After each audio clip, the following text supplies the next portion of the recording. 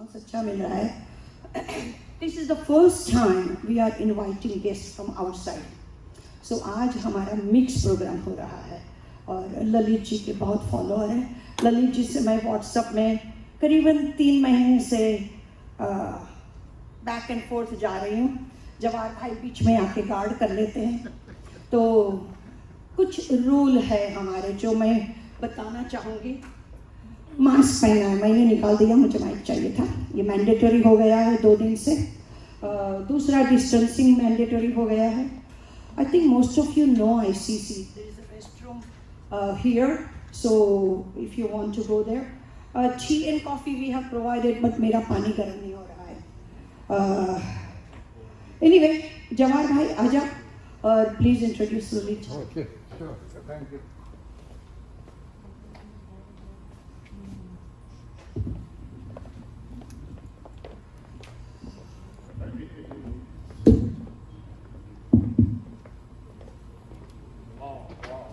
Good. Good afternoon, ladies and gentlemen. Okay, once again, good afternoon, ladies and gentlemen. Welcome to the first in-person edition of Speakers Program.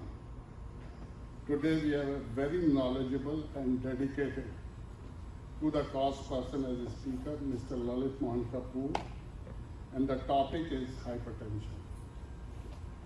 But before I introduce Mr. Kapoor, let me first thank the conveyors of this program, and especially Bharti ji. With their efforts,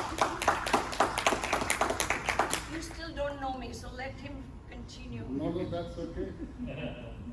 With their efforts, we have been listening to experts on different subjects, specifically related to old age, over Zoom cloud meetings. This is the first in-person meeting. I am sure we are benefited by their experience and advice on various subjects. Okay, today's speaker, Mr. Lalit Kapoor, an IIT Kanpur 1971 alumnus, is US-based successful serial entrepreneur. A few years ago, he was diagnosed with 6 lifestyle diseases.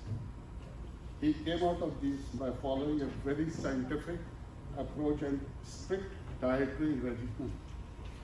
He freed himself of all medication, shed 50 pounds, and reinvented himself through what he calls 5 pillars of health. Now he can drive 5 to 6 hours continuously non-stop. I can watch it. Yeah, we have gone somewhere and he was, at his age, he was there, he drove. Over 7,000 persons have benefited from his free plant-based, whole food, intermittent fasting and 10K program, and enjoying a disease-free life. I'm also one of them. Please, ladies and gentlemen, please join me in welcoming Mr. Lalit Kapoor.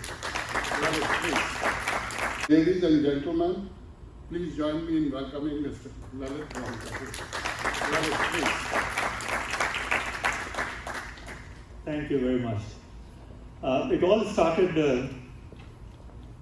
in 2013, January 1st. I have 2 daughters. They gave me a gift. One gave us a device called Apple TV. It's a tiny device that would make a dumb TV into an intelligent TV. And the second daughter gave us a subscription to Netflix. So till that time, we used to get 2 DVDs every week, and then you return them. Another 2 Indian movies would come, and that's what we used to do. So it became online. They came to our house and set it up because I'm not very technically savvy. And we said, okay, let's watch some streaming video. So somebody had mentioned that there's a documentary called Happy. If you haven't seen, I strongly recommend that you watch it. It talks about what brings people happiness, the people of the world who are the happiest people, and we now know about it. There is a survey that started about 2 decades ago, measuring the happiness level of people in different countries, and Scandinavian countries ranked in the top 4. Sweden, Denmark, Norway, and believe it or not, Iceland. They have been sharing the top spot for the last 2 decades. So we watched the movie and we liked it. It was nice. Most of us don't go watch documentaries. When we go out, we watch feature films. In fact, I didn't even know where to go look for documentaries. They mostly run in some artsy picture hall in San Francisco or maybe Palo Alto, and that's about it. So when the movie ended, in those days when a movie finished, a bar would come at the bottom. And it will show that if you like this movie, you may like one of these also. And there was a movie which said Forks Over Knives, a documentary. So I and my wife said, okay, let's watch it. That's pretty kind of unusual, catchy name. I don't know what they mean, Forks Over Knives. And we watched that documentary, and that changed our life. It resonated perfectly. We had been trying to figure out how to improve maybe our health and things like that. When we grow old, lifestyle diseases catch up with us. From the age of 16 to 40, 45, you are perfectly healthy. Most people are. Okay, you never go see a doctor. And then when I used to go see a doctor, maybe for some condition, they would give me a medication for 3-4 days, and you are fine. And there's a form that you have to fill up when you go to doctor's office. Let's say, what medications are you taking? And I used to think it's a pretty silly question. Yeah, I took something. Which ones do you want to mention? I've taken medications maybe 7-8 times in my life, but for 3 days, 5 days, and that's it. And being an engineer myself, I'm from IIT Kanpur, and I went to study industrial engineering where they teach you how to design forms. And believe it or not, there's a course, designing forms. And I said, this form is poorly designed.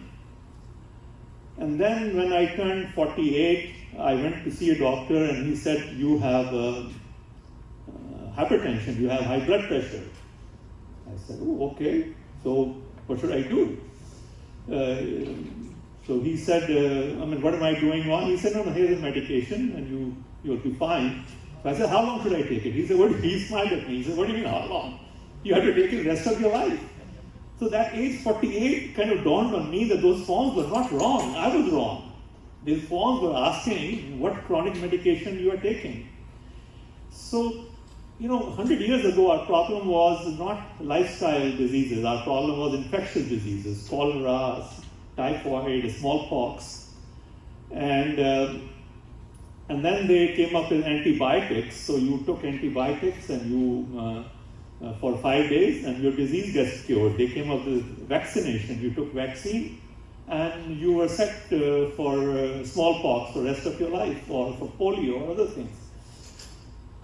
But after Second World War, around 1950s, when the soldiers came back, and the governments of the world, industrialized economies focused on helping people improve their lives, they made food quite inexpensive, and they made life easy by giving you machineries, a washing machine. A lot of automobiles became very inexpensive. Till that time, only rich and affluent people could afford automobiles. Now everybody could afford. So we got accustomed to this sedentary lifestyle. That's the one change that happened. Second, the food became easily available, and the food industry wanted to make more profit. So they started playing around with the food. They wanted to have longer shelf life. So to have longer shelf life, you have to take out the fiber, because fiber rots very quickly. So if you're making bread, if it has all the fiber, it may last only 4 days. If you take all the fiber out, the bread may last 30 days. So there were a lot of things that started happening. The food industry started making things to their food, packaged food. People started working less in terms of with automobile. There were less walking, with washing machine. There was less time spent washing your clothes. The vacuum cleaner, you didn't have to do jharu pocha. All of a sudden, it's all taken care of. So these factors kind of affected our health. Now we were working less, we were less active. A, B, the food industry wants you to eat more. So they want to make the food so tasty that you want to eat more and more. So they hire PhDs who can circumvent your satiation mechanism. Normally, if you eat, if you make potato chips at home, you eat maybe 10, 15, 20, and then you get satiated. I can't have any more, give me something sweet or cold to drink. But if you eat Pringle, the Pringle chips, the potato chips, okay, you eat 1, 2, 3, you can keep eating, you don't feel satiated. Because some PhDs in psychology have designed it in such a way to overcome, to bypass your satiation mechanism. So food industry wanted you to eat more, so they hired PhDs in psychology to design food that you would eat more and more. And that is what has been going on since about 1950s or so. And then as that baby boomer generation, it became 1960s and 70s, they started now falling ill. The blood pressure or hypertension or blood sugar or cholesterol. Cholesterol, in fact, is a disease they created. I have a whole lecture dedicated to that subject. But the point is we started falling ill. And we started falling ill in the first 5 decades, from 1923 till 1970s, we had already developed a psyche. Well, when you're ill, go to a doctor and ask for a pill. And you'll be fine. But this time it didn't work. So because it didn't work, the doctor said, well, you have to take it. It's an incurable disease. So first of all, they washed their hands off because they said it's an incurable disease. And they put the blame on you. You're not working out. You're overeating. So it's your problem. But I can help you maintain it. It's like having your roof is leaking. Let's say this roof is leaking here and you hire a contractor. The contractor comes and says, it's an incurable problem, but I can take care of it so that it doesn't drop on your dining table. He goes up to the attic. Most American homes have an attic. On the attic, he puts a heavy sponge. And he says, now when the water will come, the sponge will absorb it, but it will not trickle down on your dining table or on your sofa or anything. Now, fine, it works for a year, 2 or 3, and then the sponge becomes less effective and the water is coming. He says, well, now you need to take a second pill. It's like a second pill. So he goes in and he doubles up the sponge and puts a heater, automatic heater. So when the sponge gets wet, the heater turns on and a fan turns on and dries the sponge. Okay? And that is what has been going on. They do patch up. So first of all, they wash your hands saying it's an incurable disease. Second, they give you pills to say, I can help you maintain it. That's what you see here. Here, if you come home to your kitchen after, let's say, 1 week vacation, and if your drain pipe was clogged with grease and ghee and other foods, animal fat becomes solid at room temperature, So it becomes solidified, and if there was even a few drops coming, they will flood up your sink and water will spill over. Now when you reach home, if you're going to rush to the closet and get a mop and start mopping it, without turning off the faucet, first turn off the faucet. And then think about other things. But that's not what the doctors do. They're not trained. It's not their problem. Their intentions are very good. But the doctors in medical colleges are not trained nutritionists. They don't know. There's not a single course in nutrition where they are taught what food does. They have no idea. We call them medicine. In fact, when you talk about your son or daughter, you say, oh, she's studying medicine. You never say she's studying good health. She's studying medicine because that's what they teach her. For 5 years, they teach her medicine. They teach her, okay, if this is the problem, if BP goes up, this is the first medicine. If it doesn't help, this is the second medicine. There's a friend of mine here, Raj Shah. He was taking 5 medications for blood pressure. Okay, so I'm just giving an introduction now. I had requested that everybody who's coming here, and there are 2 groups here. There's some people are here who are part of my health group, and then there are others who are part of a seniors group here. that they watch this documentary, Forks Over Knives. And if you, how many have seen it? Okay, so there's still few who haven't seen it. What's the document? Over knives or what? Forks over knives. The point is, instead of using a knife to cut your rib cage and go for an open heart bypass surgery, if you use your fork properly, you will never need the knife. If you choose your food properly, so choose a fork rather than a knife. That's the purpose of the documentary. So I changed my lifestyle, and within a year, I was off 50, within 18 months, I was off 50 pounds. Okay, my weight dropped from 213 pounds. I had crossed a BMI limit which takes you from overweight to obesity. So I had crossed that. And I came back and I crossed all the 25 to 30 range, we call it overweight. Now my body mass index is 23. I weigh the same as what I weighed when I graduated from IIT Kanpur at the age of 21. So I spent the next 4 or 5 years learning about it. I wanted to get rid of my medications, and I was retired. Fortunately, I had sold my businesses, companies, and then we had a IIT Kanpur alumni meet, 45th year. We created a WhatsApp group to interact. A lot of social chat. I joined that group, and most of the interaction was not very meaningful for me, doing a Trump bashing or doing Rahul Gandhi bashing or Modi bashing kind of things. But some questions came up. I answered on the health-related questions, and then idea crossed that, why don't you create a group? And I said, yeah, it's not a bad idea, and I created a health group for IIT Kanpur 71 batch alumni. Jawahar, who made the introduction, is my batchmate, and also Shashikant Agrawal is here, there he's sitting, and he's also my batchmate. So Shashikant and Jawahar, two of them are here. And I started writing about it. Now, you know, when you are a peer, you say, what does he know about it? I mean, you don't want to follow them, you know, Ghar ki murgi dal barabar, we have that saying. So, but some people started following, and then they started writing that I'm off my hypertension medication, I'm off my diabetes medication. And then the others got interested. So one example I give you is there's a fellow, Ashok Lal Chandani in Lucknow. He has a company, he has employees. So he had an employee, a Muslim employee, and he just forwarded my post to him. He was suffering from very severe diabetes. And after 1 month he came and he said, sir, thank you so much. आपने तो मेरी जान बचा ली.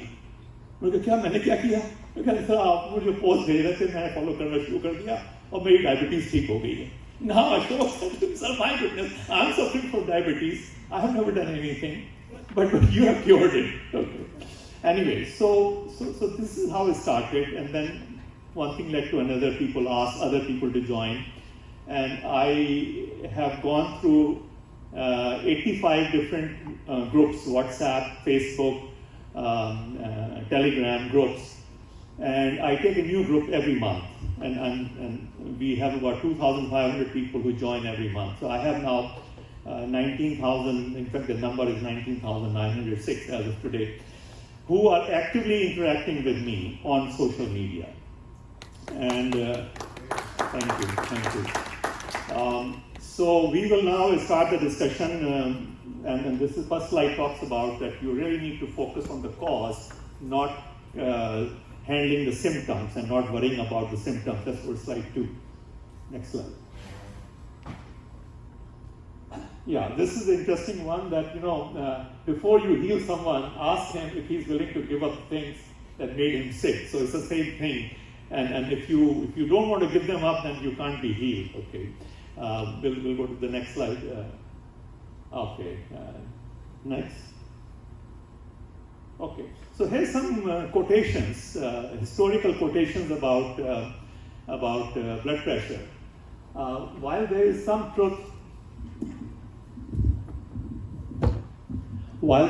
truth in saying that the greatest danger to a man with a high blood pressure lies in its discovery, because then some fool is certain to try and reduce it. Okay.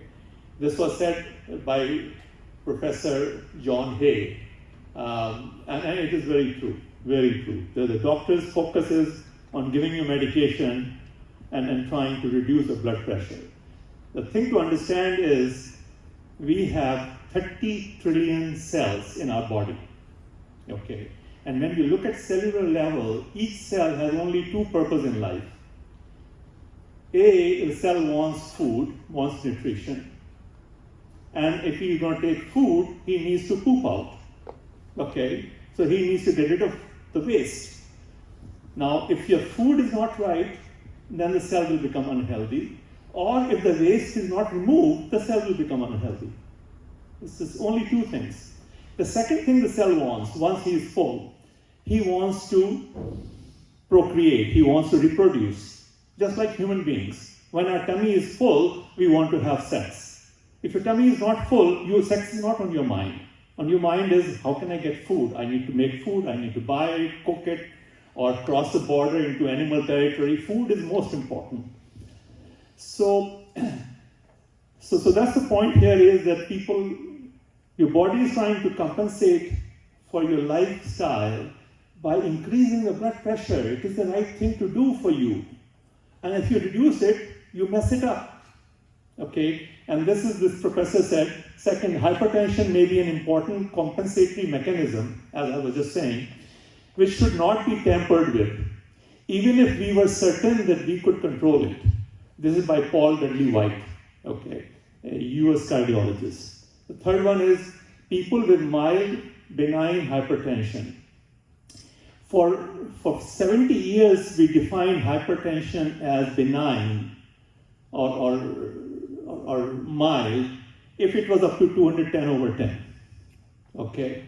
Now, when it goes to 135, doctors give you medication. All I'm saying is, Gandhiji had a blood pressure of 200/100. It didn't bother him. It didn't bother him. Your blood pressure often doesn't bother you, but it bothers you only when you've gone and seen the doctor and he has told you, because you all know, oh, my grandfather was hypertension and this and that, and you get scared. There's nothing scary about high blood pressure. This is what your body's compensatory mechanism is. So, okay, let's move to the next slide. Okay. Historical perspective, it was measured in 1733. The term was coined in 1911. And as I said, 210/100 was considered benign. Mahatma Gandhi had 2/100. In 1950, there were no medications. Dr. Kempner treated blood pressure patients by just feeding them white rice. Okay, white rice and fruit juice. That's the diet. And he's very highly regarded. In fact, rice is one of the best food to eat. And a lot of people have this misunderstanding about starches. So he treated by rice diet. Okay, so what happened is in 1976, they decided to form a committee. And the role of the committee was to come up with guidelines. When should we give medication? Up to what it is okay and we don't need medication? And if we are giving medication, how should we lower it? Because all medications are harmful, okay? All medications have side effects and they cause other problems. So your goal is to be medication free, and that is what I say, that the goal for all of us in this room should be medication free, okay? So Joint Committee was established in 1976. It had people from medical industry, it had people from pharmaceutical industry, it had people from government, it had some consumer activist group. They were all walks of life, they were there. And they came up with the first guideline. Then second committee came, then third came, fourth, fifth, sixth, seventh, eighth. Eighth was the most recent committee which was formed. And they gave a guideline. I will share those with you in the coming slides. But what happened is when they were tightening the guidelines, doctors were very happy. If you tighten the guideline, let's say instead of 200/100 or 210/100, somebody said it should be 170 over 90. All of a sudden, overnight, 10 million people became patients. So all doctors' income goes up. They like it. Then after another 5 years, they say, no, we really should have a cutoff of 150 over 85. Again, the doctors are happy. The pharmaceutical industry is happy because the doctors have more patients. The income doubles. Pharmaceutical companies selling more medication. All medication is for life. So every time a new patient is created, their business and their sales go up. Okay. Now, when JNC 8 came, people began to, because before the committee publishes a report, you sense where they are heading. There are many doctors in America who are beginning to realize, in fact, I have learned from them, there's a whole movement called whole food plant-based or plant-based whole food movement. And that documentary was the result of that movement. The documentary is nothing but conversation with 6-7 different doctors on the subjects of hypertension, cancer, diabetes, and so on. And the beauty is the solution to all these problems is only one, which is diet and lifestyle. Okay, and the cause is also only one, because the cause is diet. Your diet is not right. Okay. This is what I cover in introductory talk. This is not an introductory talk. That's why I have requested everybody to watch the documentary and watch one of my video, which I call 5 Pillars of Health. And that is the introductory video. So some of you may find the subject a little unusual. Let's skip to the next slide. Okay, so the BP changes with age. A newborn child has a BP of 64 over 41. And once he becomes 1 month old, it's 95 over 58. By age 10, it's 102 to 20 and 61 to 80. And by 18 age, 120, 80. Now that number sits in everybody's mind, 120 over 80. But that number really keeps changing as you progress more and more, okay? So in the new guidelines, that number is 140 over 90. That up to 140 over 90 for people under age 60 is safe. You don't need any medication. And for people over age 60, 150 over 90 is normal. You don't need any medication, okay? That's the JNC 8 guidelines that came up with. This next slide. Okay, so this is what happens to your blood vessels when you grow. When you are a 2-year-old child who has just been, or 1.5-year-old child, who has just been taken off mother's milk. His blood vessels are clean, absolutely clean, okay? Now he sits on the table and starts eating what the parents are eating. A boiled egg, a glass of milk, a toast with butter, standard breakfast, okay? And these foods are inflammatory. They cause inflammation, they hurt you. So it's important to understand what inflammation is. Inflammation is your body's response to something that it perceives as a threat. So if you ate egg, the egg nutrients are in your blood, they scratch. They scratch your internal lining. When they scratch the internal lining, any inflammatory food, that's called, you will scratch it. When it scratches it, what do? The body brings out an ointment or a malham, we call in Hindi. When your grandchild gets hurt on the knee, a bruise, you take some ointment and you apply it, okay? That is what body does. It brings out cholesterol and it applies it. So what you see is the first vessel is for somebody who is plant-based.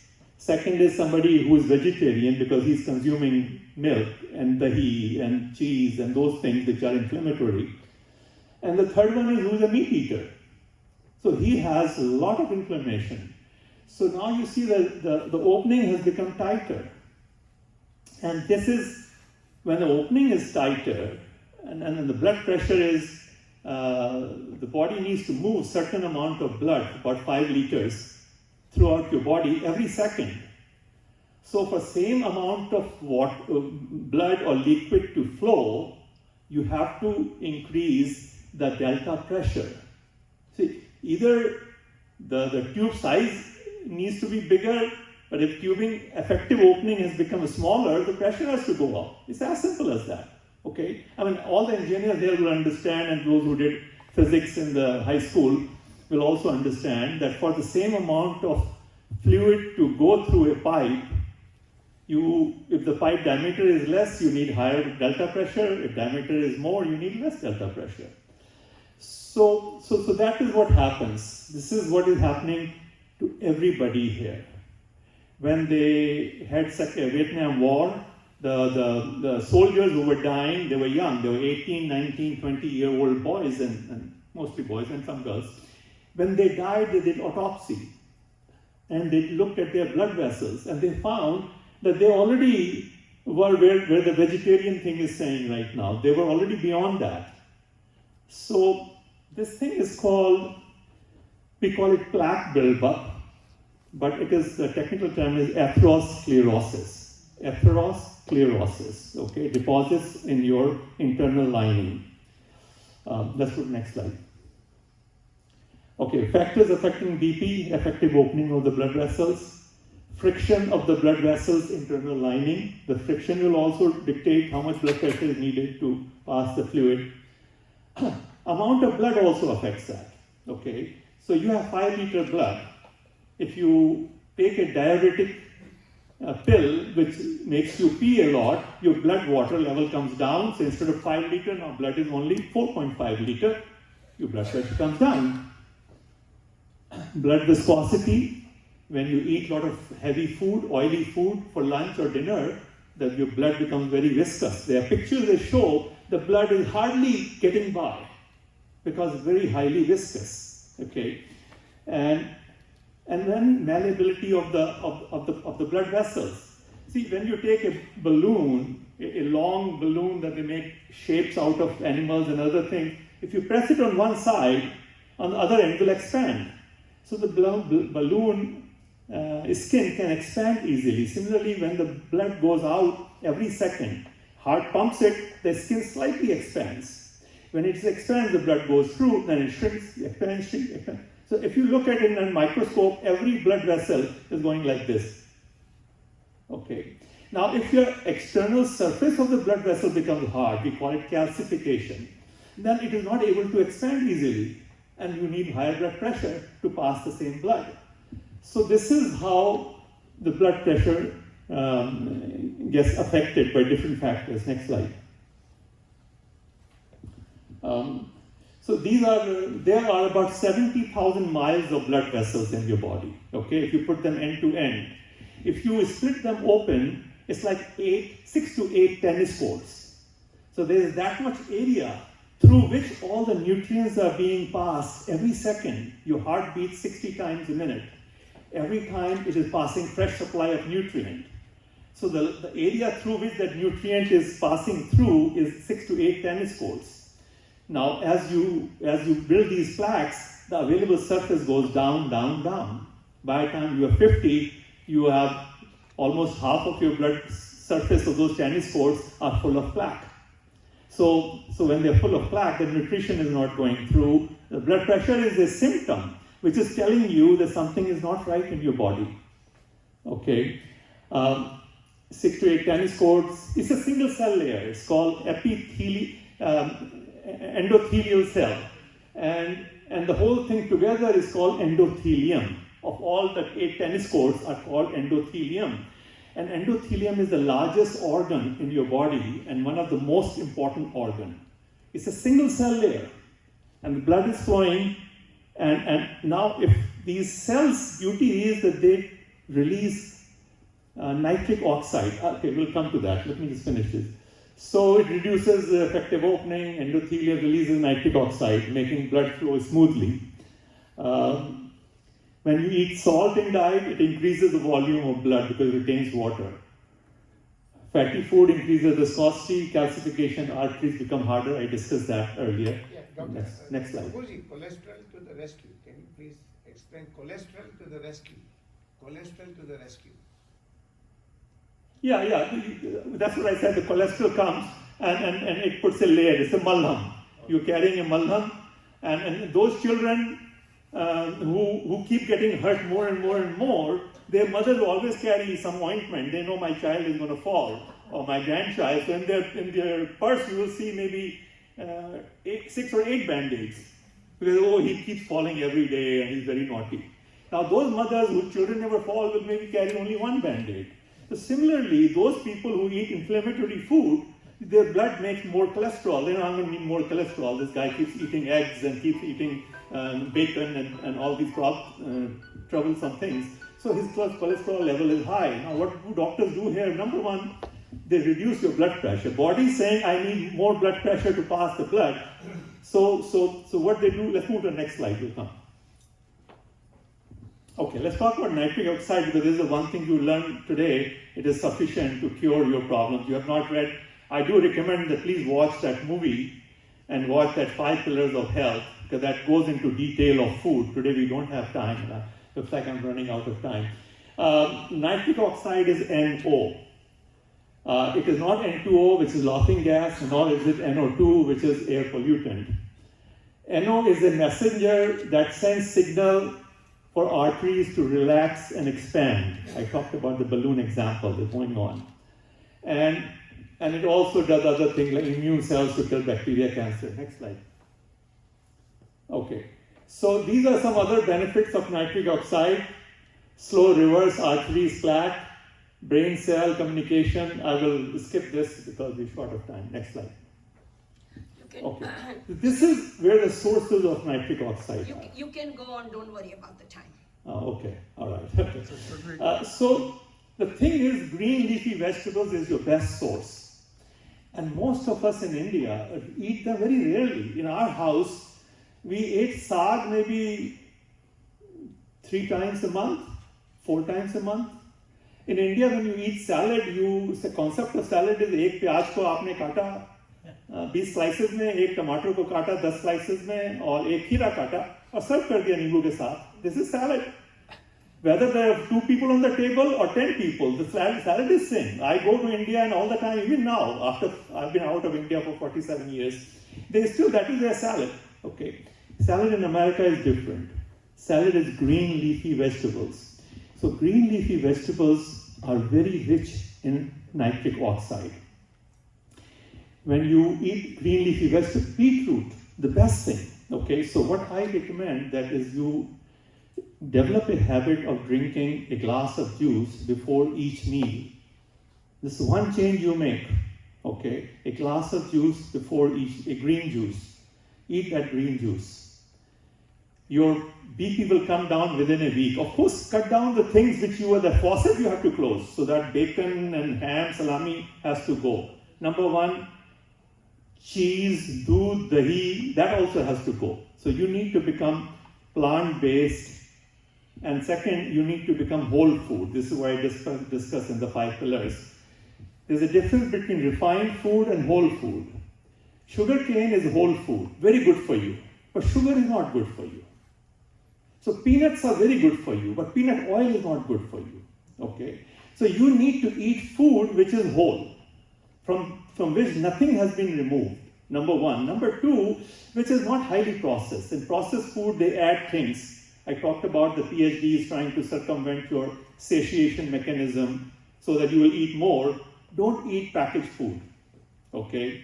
Yes, if it is a package of oatmeal, fine. Some people are packaging rice also. That is different. But don't eat processed food. And now, if you're processing, which you can do yourself at home, peeling lauki and khira, those things are okay. Slicing, dicing is okay, but nothing heavily processed. So you have to, since I'm raving about it, one way to remember is, you say this fellow Lalit Kapoor was raving about it, RAVE. One journalist came up with this terminology, and he has a documentary called Eating. R stands for no refined food. A stands for no animal food. V stands for no vegetable oil. And E stands for no exceptions. So only these 3 changes you make in your life. These only 3 changes.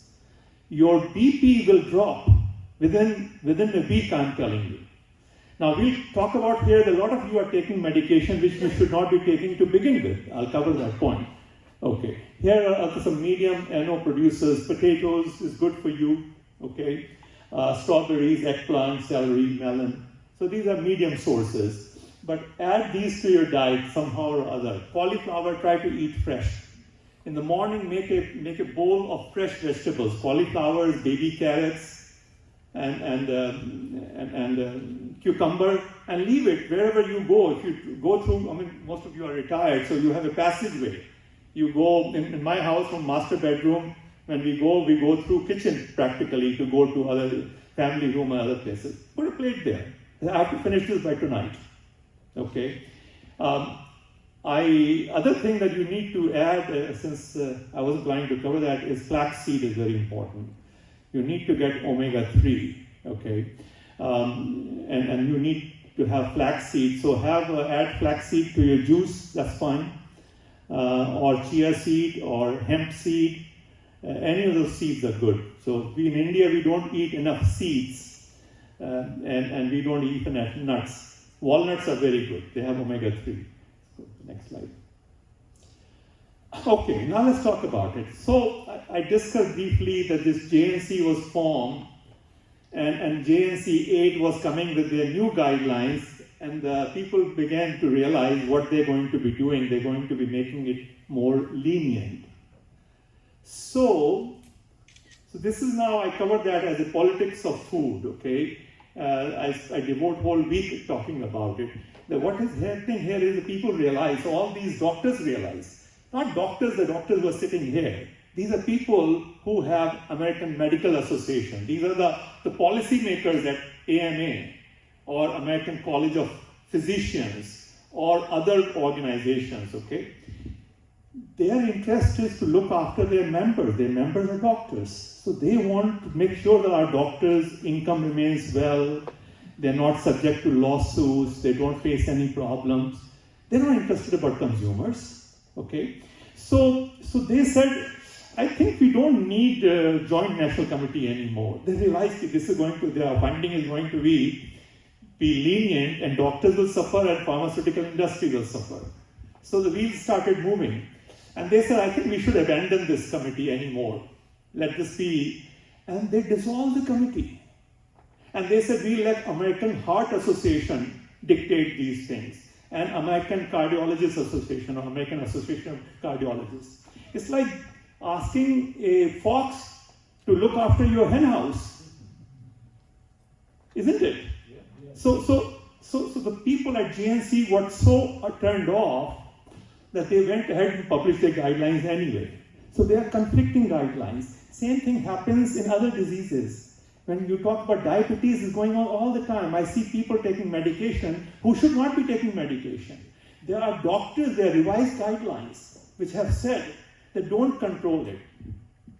Because there is this new concept that has evolved in the last 2 decades is that see, medicine is harmful and your blood pressure is harmful. So what is more harmful? That is what we have to see. Medicine increase your death by what we call all-cause mortality. The fellow died. So in research, they did 11,000 patients, and they found that people where we were controlling blood pressure too tightly were dying in large numbers. And those people who were controlled at less tightly, more leniently, they were living longer life. So you want to live a long, healthy life. Okay? Your goal is not to bring BP 120 over 80. Your goal is to live long, healthy life, trouble-free. That's where you need to focus. So this is 2 guidelines. JNC 8 recommends people under 60 or those who are diabetics should maintain 140 over 90. So you should take just enough medication. There's nobody here under 60, but if you were, or your son or daughter, tell them that they only need to maintain up to 140 over 90 with their medication, okay? So if they are maintaining it at 130 over 75, it's too low. Reduce your medication, reduce your medication. For all of us here, it is people over age 60, 150 over 90 is your cutoff. And it has been established, there are many videos about it, I shared them in the group. There's a Dr. Barron at UCSF, he teaches his class, he's a professor. The interesting thing about him is, before joining medical school, he had majored in nutrition. So when he talks, he has the nutrition knowledge and he has the medical knowledge. And he tells people, okay? So the AHA and ACC, I was telling you that they handed it over to them and they have much tighter because they're trying to help the doctors and pharmaceutical industries. So there's a lot of politics at play in all aspects of healthcare. There's not enough time to cover that, as I said, but there is a lot of politics, and there are a lot of people I know sitting here who are taking diabetes medications, cholesterol medication, and hypertension medication that they should not be taking. I'm saying without making any other change, they should not be taking. Okay, so let's go to another. Okay, this is the guidelines. These are the guidelines of JNC 6, JNC 7, JNC 8. When they came up in 1997, they said optimal is 120/80. And doctors loved it because then more people became hypertensive, became more patients. Okay. And then they said 140/90, you are hypertensive and you must take medication. Okay. That was 1997 guideline. 2004, they made it more strict. So doctors were happy, pharmaceutical industry was happy because they reduced it to 115/75, and they said you are pre-hypertensive, so please go see a doctor. So now even if you're 120/80, you're going to go see a doctor. And when you see a doctor, you see him twice a year, because he fills your prescription. So you spend, of course, say insurance money, so people don't care, but even the co-insurance, maybe $50 or something like that. So you are spending that $50 twice a year. Of course, the doctor is getting more like $300, and you're buying medication. So the pharmaceutical industry is happy. You don't need to do that, but that's what is. So JNC 8, they changed it. That's what I'm talking about. Your normal for people, all people in this room, is 150/90. Okay, and if you just make this small change of avoiding unhealthy animal foods and having green leafy vegetables or raw vegetables, you will be there within 5 days, I'm telling you. Okay, let's go to the next slide. Okay, so now what doctors tell you, that listen, it's not curable, so I'll tell you how to live with it. When you go for chronic diseases, they always guide you how to live with your problems, okay? And what do they focus on? How to reduce the blood pressure, not how to cure that clogging is going on. Now, obviously, if you eat less salt, there'll be less water in your blood, so your blood pressure will come down. It doesn't solve the problem, okay? You haven't solved the problem. You have only brought the blood pressure down. Or avoid heavy exercises, they'll tell you, or don't get upset. You must have heard people telling you, Dad, Mom, ab gussa mat ho, aapka blood pressure बढ़ जाता है. अरे blood pressure बढ़ जाता है because बढ़ना चाहिए, उससे ब्लड प्रेशर नहीं सॉल्व होता. ओके, और then they give you medications which will make you go pee a lot, so the blood volume will go down. That is not a medication, that is not a treatment. Okay, it is just reducing your blood pressure. That's all they're focusing on, doctors. Next slide. Okay, now another thing on top of that is they all are taking the readings incorrectly. Okay, there's something called research grade guideline to take blood pressure. When your blood pressure is taken, your feet should be flat on the floor. What happens in the doctor's office, they make you sit on a bench where they have a paper running, okay, and your feet are dangling, which is unhealthy. Second, the nurse is talking, so how are you, how's your kid, did your daughter graduate? And then she's taking your blood pressure. For 5 minutes, there should be no other human contact for taking proper reading, okay? So they do everything wrong, okay? And then, of course, you're also anxious. It's called white coat effect. You've gone to see the doctor, you're already anxious. So the right reading is there are 19 specific criteria. I'm not going to go into those criteria. We don't have time for that. But I want you to understand that the study in 2017 called Systolic BP Intervention Trial, SPRINT, it was found that proper measurement was 12.7 millimeter lower than a routine office measurement. जो आपकी office में reading होती है, it is high by 12.7.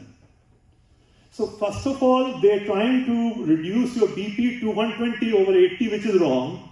The right reading is 150 over 90. And secondly, in all likelihood, their reading is higher by 13 points. So even if their reading is 160 over 100, you know that you are probably all right.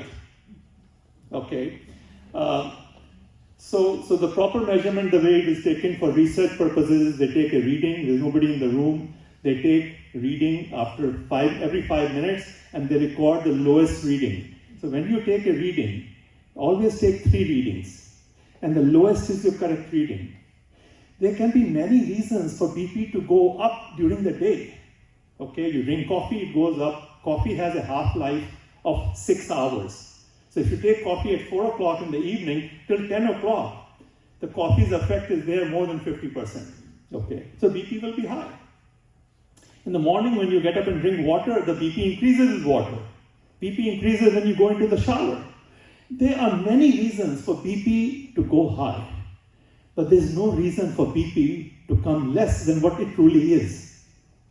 Okay, so always take 3 readings and record the lowest, write it down. And if your lowest reading is above 150 over 90, for all the people in this room, then only you need medication. Okay, and that also you need to make sure that you have taken it correctly. Okay, which you may or may not have. All right, let's move to the next slide. I'll answer the questions in 5 minutes. We are going to wrap up. Next slide. You changed it. Okay, so what should we do? Because doctors are telling you how to maintain your symptoms low. What we need to do is avoid inflammatory food, to close the tap, as I talked about. Avoid inflammatory food. You start declogging. Declogging begins when your kitchen sink clogs, you get what is called a liquid plumber. It goes in and washes it off. So your green juice is liquid plumber. That green juice or beetroots, these are the things which go in and they start declogging. Because green juice is rich in nitric oxide. Nitric oxide goes in and removes the clog. Okay? Your endothelial cell, the internal lining of your blood vessel, releases nitric oxide. So when it releases the air and you have a plaque on top of it, it tries to get rid of that plaque. Come out, get out, okay? So your blood vessels begin to clean up, they begin to declog. So eat foods rich in nitrate, I talked about that. Hypernutrition, you hypernutrate yourself because most of us are deficient in nutrition. Since we eat oil, we eat sugar, and we eat dairy, none of these 3 things have any fiber. The fiber is 0. And in a typical Indian diet, which is in my other presentation, up to 2/3 of the calories every day come from these 3 things, because oil is very calorie rich. So it comes from oil, sugar, or dairy. Doodh, dahi, cheese, makhan, mithai, what that you're eating. So that food is coming without any nutrition value. You are stopping that and you're replacing it with beetroots, green juice, sarson ka saag, lauki ki sabji, okay? So you're going to automatically become healthy. One doesn't need a nuclear scientist or a PhD in medicine to tell you that. Your body heals. And when your body heals, everything heals. There's nothing like, oh, I'm going to heal my blood pressure. Your blood sugar will heal. Your cholesterol will come down. Okay. There's Dr. McDougall. He runs a 10-day clinic in Santa Rosa. He's my teacher. Okay. And he also runs advanced study weekend program for 2.5 days. Those doctors, like any profession, doctors have to keep taking at least 1 or 2 courses every year to keep their credentials. So they come. Doctors come there, nurses come there. And I have attended several advanced study weekends where these giants come. who you watch in that documentary, Folk Overnights, okay, Dr. Caldwell Assistant of Cleveland Heart Clinic, Dr. Dean Ornish of UCSF, Dr. Robert Lustig of UCSF. Like that, these doctors come, they give talks, and then they tell you about it. So, okay, eat your omega-3, I talked about it, flax seeds, walnuts, chia seed, and hemp seed. These are 3-4 things which are very rich in omega-3. Be active, walk around. Walking is the best exercise. You don't have to go to gym. Just walk in your home, and there's something called figure of 8 walking. I'll show it afterward, after the talk. You can just, within a room, you can walk figure of 8. Put one chair, 2 chairs, and go around this way, clockwise, anti-clockwise, clockwise, anti-clockwise, and try to do 10,000 steps a day. Try to do, okay? I mean, of course, anything is better. Right now, if you're not doing any activity, you're probably doing 1,500 to 2,000 maximum in a day. Get a Fitbit, something like a Fitbit. It's not expensive now, they're down to $60, $70, or an Apple Watch or whatever, and you can count. So you know that by night, if you have not done 10,000, go out and walk another 10 minutes, okay? It's a good goal to achieve. Vitamin B12 supplement you must take, because vegetarian food does not have B12. We used to get B12 from river water, well water. B12 comes from the soil. So when you walk bare feet, work with your bare hands in the fields, then you get B12. You drink river water or well water. Now all water is chlorinated, which kills B12. So a lot of people in this room are likely to be B12 deficient, and you must get a supplement. In Dr. McDougall's 10-day program, he charges $4,500. When you go there on day 1, he has you drop all medications. And just for 10 days, he teaches you and he feeds you. His food is all plant-based, whole food. By 10th day, your cholesterol drops, your blood pressure drops, your blood sugar drops. In the McDougall program, the BP drops by 17 to 11 points within 10-day program. And I have achieved the same results, in fact, better, okay? Because one of the things that I talk about in my recommendations is to do fasting. So I wasn't planning to cover that, but you should do fasting. You should try to do fast every 2 weeks. And Navratri fast is very good. So 2016 Nobel Prize was given to Dr. Yoshinori in physiology. And we have known for 5 decades that fasting is good. When mice research was done, those mice which were kept hungry for 1 day a week, every Sunday they didn't get any food, they lived up to 50% longer. You fast 1 day a week, they live 50% longer. We had known it for 5 decades, okay? But we didn't know why. And Dr. Yoshinori, his research has shown that when we fast, our body goes into stress and it recycles. It recycles all the dead cells. It needs protein, it recycles that protein. And it cleans up the body. That is how your health improves. Okay. In 2018, Nobel Prize was given to Dr. Honzo, who showed us that by doing longer fasts of 5 days or 10 days, we develop immunity from cancer, immunity from other diseases. Okay. So the thing is, your body, I mentioned, every cell has 2 functions. One, to feed itself and poop out, okay, excrete. And second, to have sex or reproduce. Now, when the cell is hungry, if you don't have protein, if you're fasting, the cell becomes hungry. When sickle becomes hungry, he says, I don't want to worry about reproduction. I want to become stronger. I need to survive this shortage of protein.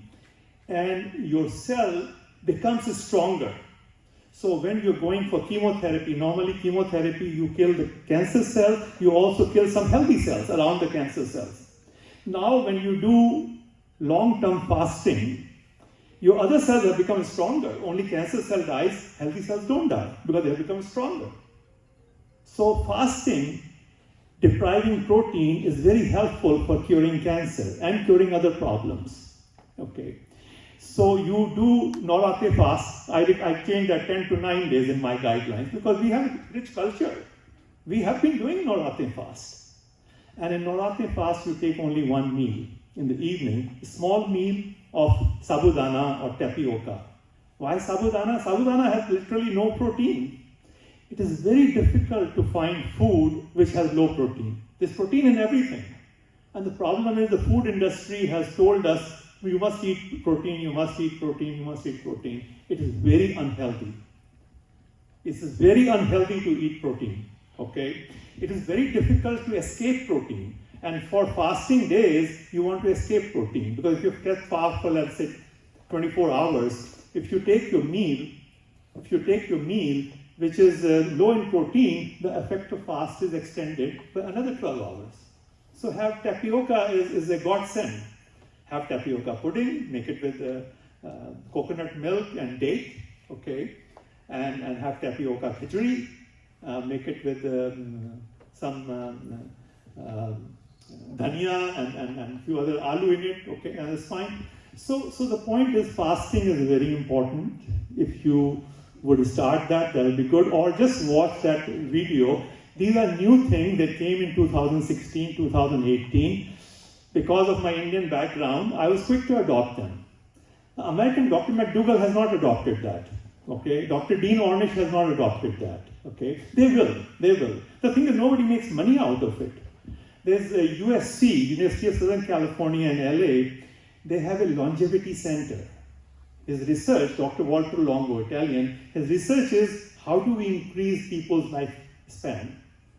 And he has now made a product, he calls it Fast Mimicking Diet, FMD, Fast Mimicking Diet. His point is, Americans cannot fast anyway. Breakfast nahi mile to pagal ho jate hain.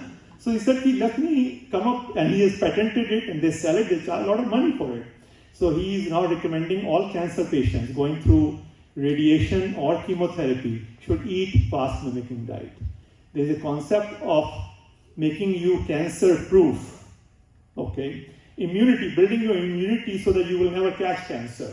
That is also doing fast. If you can do a fast once a year for 10 days, that's great. Or you can do 4 times a year, a 5-day fast, okay?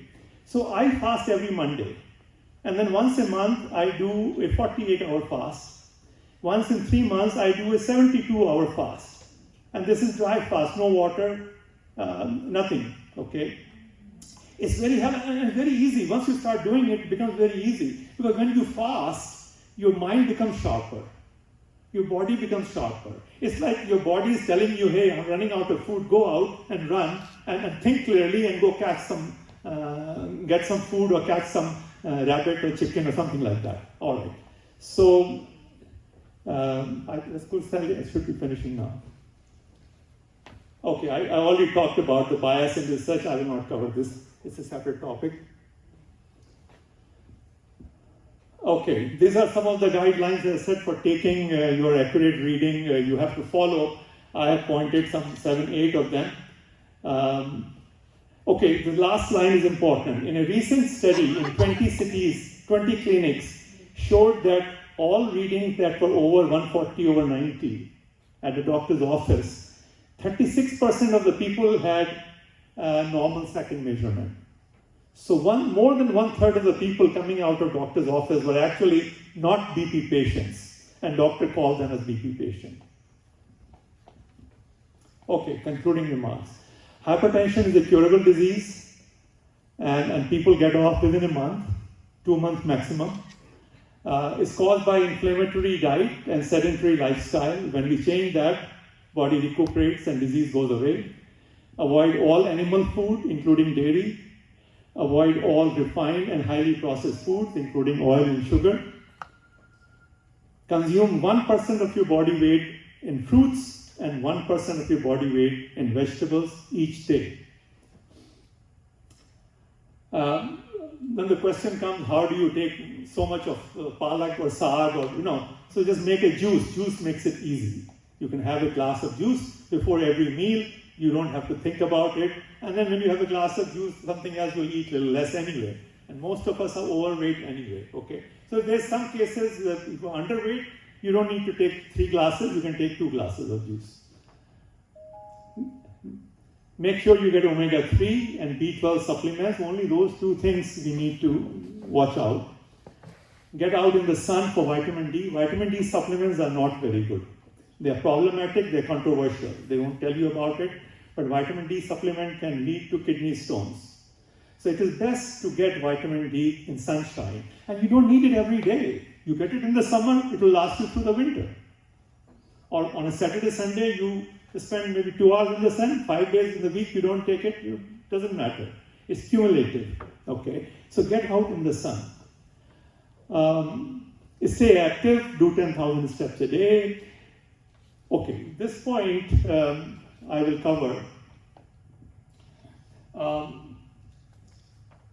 We all mammals in the world, on Earth, have evolved to follow a 24-hour circadian rhythm.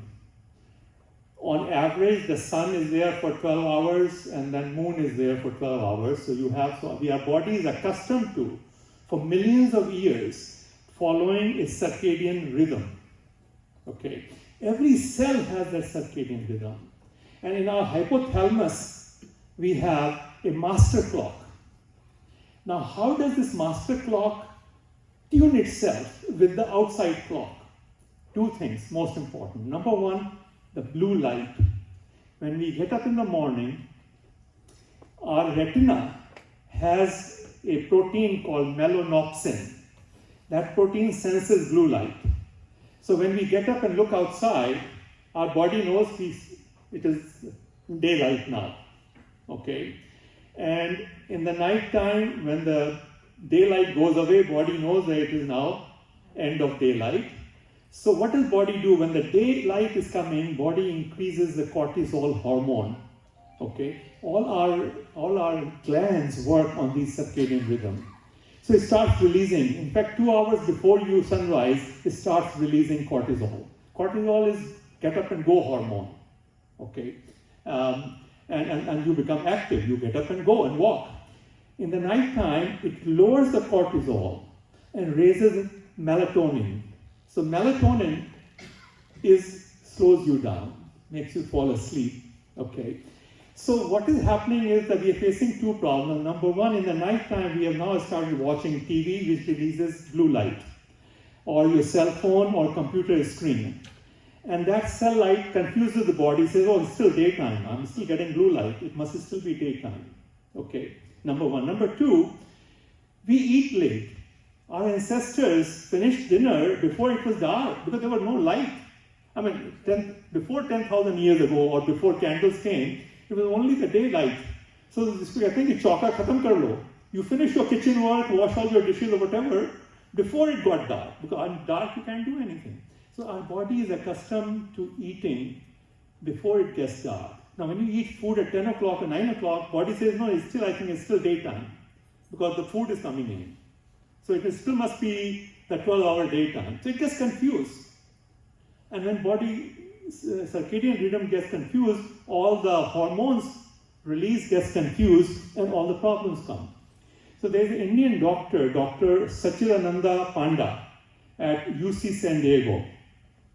All his research is based on this subject. And he found that people, they did not change any diet at all. All they did is they started eating dinner early, and they would shut off their TV 1 hour before bedtime, or 2 hours before. In his research, they did longer. Okay. So you should consume all your food in a narrow eating window. Okay. That narrow eating window should be 8 to 10 hours. Try to get your breakfast, lunch, dinner within an 8 to 10 hour window. The smaller it is, the better it is. Okay. If you want to reverse your, of course, हमारे यहाँ साधु परमात्मा लोग, there are many people, they eat only 1 meal a day. दोपहर को 2 से 3 के बीच में they'll have 1 meal, nothing after that. Okay, it is called Omad Program, 1 meal a day, which is the ultimate of intermittent fasting. So I recommend that this is a very easy change. Once you do it, you will not feel hungry. Your dinner will be over by 6 o'clock. We start our dinner at 5:30, we finish it by 6 o'clock. And we start our morning juice at 12. And that juice 12:15, then lunch, and only 2 meals a day. You will not feel hungry. It's just a matter of it takes 3 weeks to form a new habit. Once you have formed a new habit, you will be surprised, oh, how much I used to eat. I have no idea, You feel good. You feel very energetic. In my life, I had never, when I was 63, when I started it, I was always conscious about it. So I would go for a walk, but maybe, 2 miles, 3 miles, half an hour, 45-minute walk. Maximum I would do would be on a weekend, maybe 5 miles. And the day I did 5 miles, I'll come back, I'm tired now, okay? All I want to do is sit and watch a movie, because I did 5 miles. Now I do 12, 13 miles and I don't feel it. I don't have a pain next morning or anything like that. You will experience, and there's some people who have experienced it themselves, there's people sitting here in my group, they don't get tired. We used to go for long drive, and after 8 hours of drive, we would always say, chalo kahin ruk ke coffee le lein, chai le lein, I wish India hota to samosa mil jate. Those kind of things. After 6 hours of drive, you get tired. I drive now for 10, 11 hours, I don't get tired. Point I'm saying is our body was not designed to say कि अभी हमारी age हो गई है, हम 70 के हो गए हैं, बूढ़े हो गए हैं. 70 is not old. There are communities around the world where 100-year people are living productive life. They're known as blue zones. Okay, Okinawa Island is one of them. So please follow this. Try to reduce your eating window. Very important. Okay, to 8 to 10 hours. I think that. Let's see the next slide. Oh, okay. So we ended it. This is my grandson. He's 10 years old. He made that slide presentation for me.